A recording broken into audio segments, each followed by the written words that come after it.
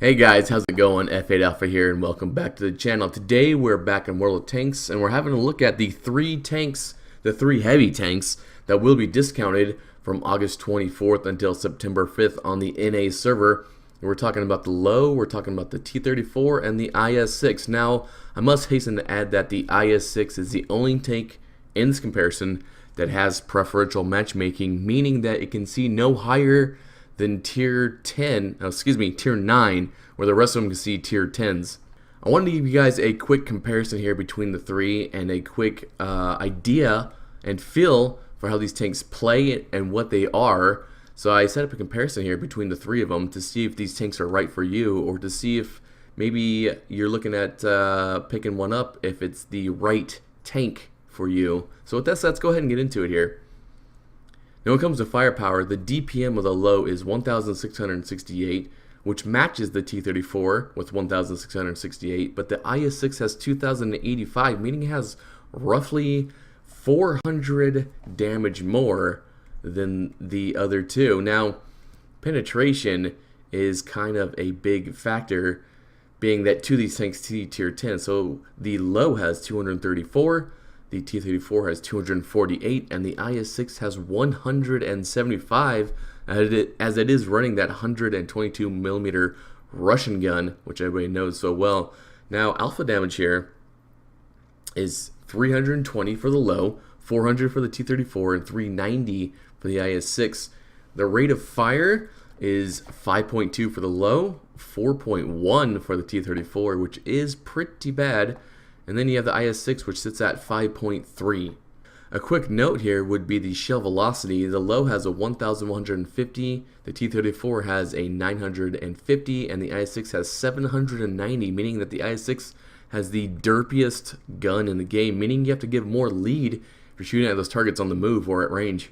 Also, a second side note with firepower is the ammo capacity. The IS-6 has 30 rounds, the T-34 has 34 rounds, and the Lowe has 80, meaning you can bring as many premium shells, HE shells, and AP shells as your heart desires.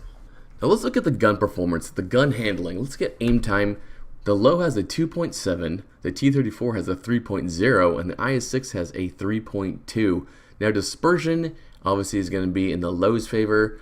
The Lowe has a 0.32, the T-34 has a 0.34, and the IS-6 has a 0.44, as it is that Russian 122mm. Now when it comes to depression, the Lowe and the T-34 both have 10 degrees, which is excellent for a heavy tank, and the IS-6 has a mediocre 6 degrees on it, making it not quite the hill fighter compared to the other two. Let's move forward here to mobility. They all have a joint top speed of 35 kilometers forward. Now, if you're looking at running down a hill and ramming somebody, weight is an important factor. And with that said, the Lowe weighs 90 tons, making it a very, very optimal heavy tank for ramming things, followed by the T-34 at 65 tons and the IS-6 at 51 tons. Now, what's this mean?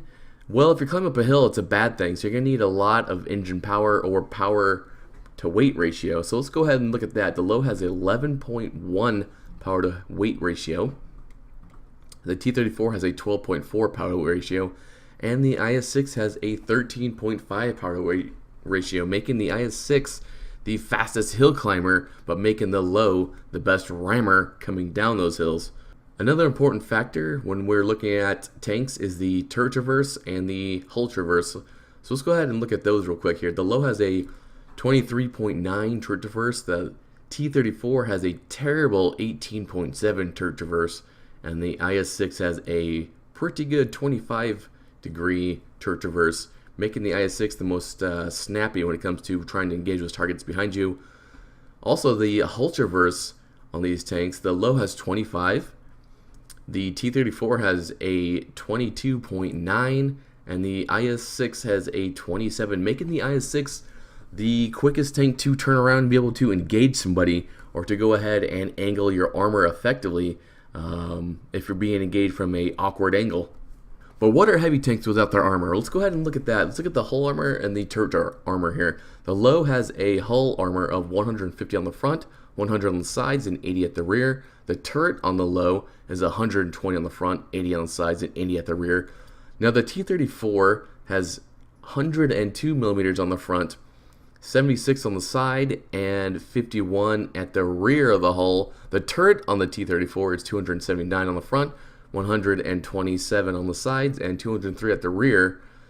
Obviously, everybody knows that the T-34 has an amazing turret in order to be hulled down, as it has that gigantic gun mantlet on the front of it there. But the IS-6 is 100 millimeters on the front of the hull, 100 millimeters on the side, and 60 millimeters at the rear. The IS-6 turret is 150 millimeters at the front and at the sides, and 100 millimeters at the rear.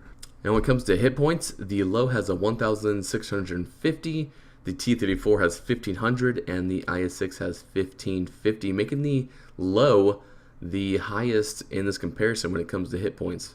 Another quick note is that the Lowe does have 400 meters view range on it, followed by the T-34 at 380, and followed by the IS-6 with 350, which is pretty bad.